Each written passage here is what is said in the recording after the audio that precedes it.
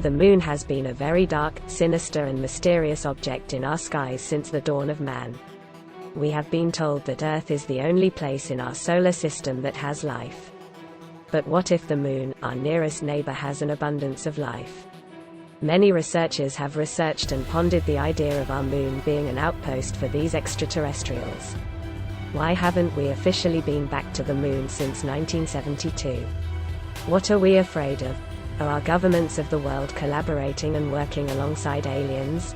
Do our governments answer to these extraterrestrials and carry out their agendas? What are sinister agendas being carried out by the deep state and the aliens? We will try to answer some of these questions within this video. I believe that this nation should commit itself to achieving the goal, before this decade is out, of landing a man on the moon and returning him safely to the earth. What exactly, I guess, was the message that JFK was trying to send during his April 27th, 1961 speech, where he's talking about secrecy, secret society, secret oaths? Like, and do you think that's what maybe eventually led to his death? Yeah, I do. And he was basically saying, I'm going to war with you. Okay, that's what he was saying. And, you know, he felt very strongly that people could handle the truth and that they deserved to know the truth about many things.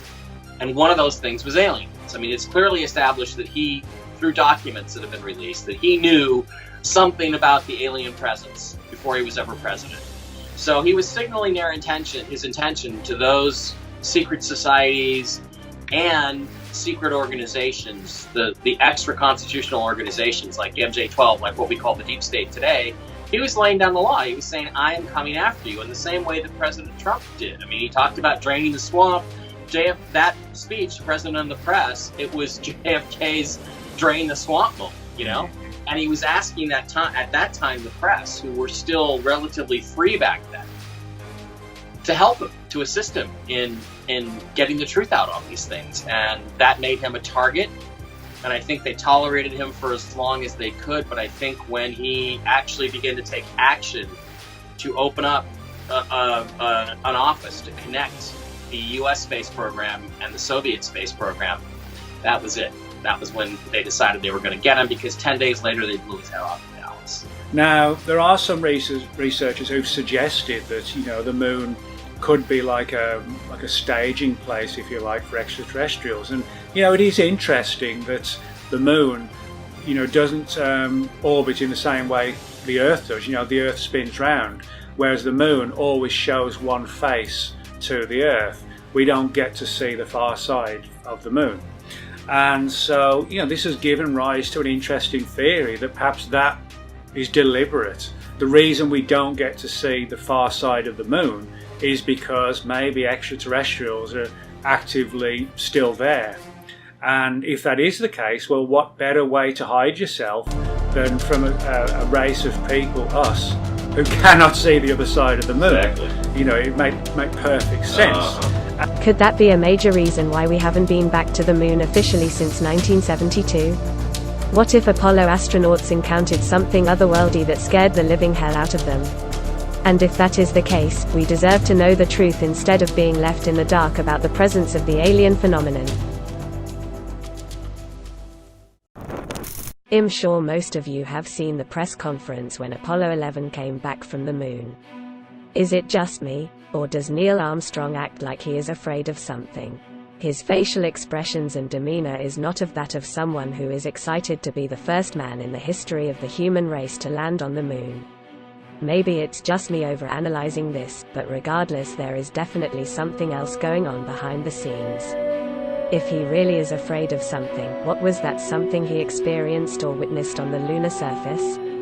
Did he see extraterrestrials? Did he see an alien spacecraft? Did he see fossil remains? Or did he see an alien civilization on the moon? I estimate the humans up there, there's to be a 250 million people up there, but not only on the far side, but on the near side. A lot of people refer to, every once in a while somebody will come on and say, I hear there's a base on the far side. Not a base, there's all kinds of towns, all kinds of cities there. And a couple of weeks ago, before I put that spaceport, I put a picture of Damoiseau. Damoiseau is on the near side. It's on the left side of the moon, looking at the moon, and it's a huge city. And if you look on my Facebook page and page down to Damoiseau, I put 3 or 4 pictures of this. Now, I don't remember where I got such a good photograph, because the ones in the Lunar Orbiter books isn't that good. But the one I posted is fantastic, and it just shows hundreds of buildings and streets and all kinds of stuff there. But there's a lot of stuff going on the moon there, and the moon and the rocks from the moon are older than the Earth, and the composition of the moon is not from the solar system. The atomic structure, the minerals, etc., is not found again anywhere in the solar system. It is from elsewhere. Also, the covering of the moon comes from inside.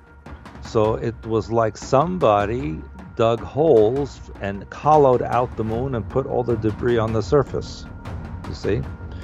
And of course, the moon does not spin. It only one side faces at all times, like an object, a vehicle parked in orbit. Everything else in the universe spins. Naturally, the moon doesn't spin. It just orbits like a vehicle. Mm-hmm. It was constructed specifically for this planet because it fits exactly in its location, distance from the Earth. It completely blocks out the sun when we have solar eclipse. This is not natural. Also, the Earth is not large enough to capture an object that big and sustain it around the planet in that orbit. So it's artificially kept in orbit. And also there are, if you look at the so-called craters on the moon, they're supposedly created by objects impacting, meteors, etc., impacting on the moon's surface. However, the craters are flat. There's no debris. How could this be? It's a camouflage. Mm-hmm. And if you look at the surface of the moon with a powerful telescope, let's say on a full moon, and you look at anywhere, you will see movement, you will see lights, you will see these tubes going between openings on the surface. It's a vehicle. In fact, on the dark side of the moon, there is a Fourth Reich base that's hidden in one of the artificial craters, and is shaped like swastika.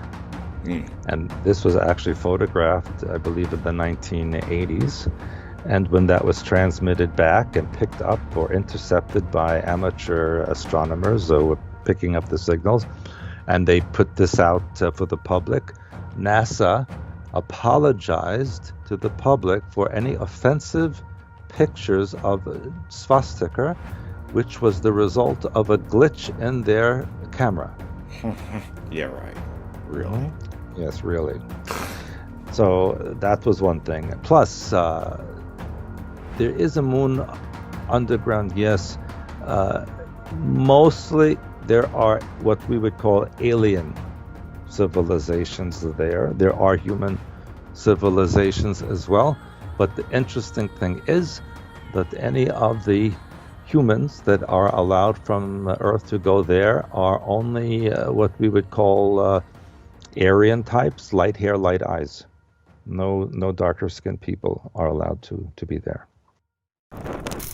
Many researchers have found strange anomalous findings on the moon that just can't be explained.